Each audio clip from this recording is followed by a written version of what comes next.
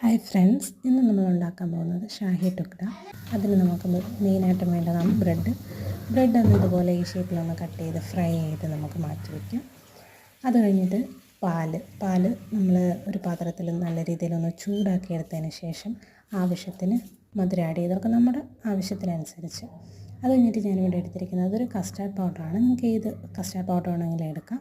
ഞാനിവിടെ വാനില ഫ്ലേവറാണ് എടുത്തിരിക്കുന്നത്. അതിലേക്ക് കുറച്ച് പാല് ഒഴിച്ച് കൊടുത്തിട്ട് അതൊന്ന് മിക്സ് ചെയ്ത് ലംസൊന്നും ഇല്ലാതെ ഒന്ന് മിക്സ് ചെയ്ത് മാറ്റിയിട്ട് നമ്മൾ നേരത്തെ ചൂടാക്കാൻ വെച്ചിരുന്ന പാലിലേക്ക് ഈ മിക്സ് ഒഴിച്ച് ഒന്ന് കൈവിടാതെ ഇളക്കി കൊടുത്ത് അത് കൈവിടാതെ ഇളക്കുന്നത് കട്ട പിടിക്കാതിരിക്കാനാണ്. അതൊന്ന് മിക്സ് ചെയ്തെടുത്തതിന് ശേഷം നമ്മൾ നേരത്തെ ഫ്രൈ ചെയ്ത് മാറ്റിയ നമ്മുടെ ബ്രെഡ്സ് നമ്മളിങ്ങനെ അറേഞ്ച് ചെയ്ത് ഏതെങ്കിലും ഒരു രീതിയിൽ നമുക്കിങ്ങനെ അറേഞ്ച് ചെയ്ത് വയ്ക്കാം. നമ്മളിപ്പോൾ ഇങ്ങനെയാണ് അറേഞ്ച് ചെയ്ത് വയ്ക്കുന്നത്.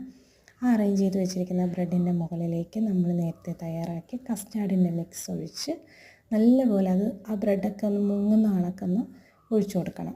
അത് കുറച്ച് നേരം സെറ്റാക്കാൻ വെക്കുമ്പോൾ ആ ബ്രെഡിലേക്ക് കസ്റ്റാർഡിൻ്റെ മിക്സൊക്കെ ഒന്ന് ഇറങ്ങാൻ വേണ്ടിയിട്ടാണ് കേട്ടോ.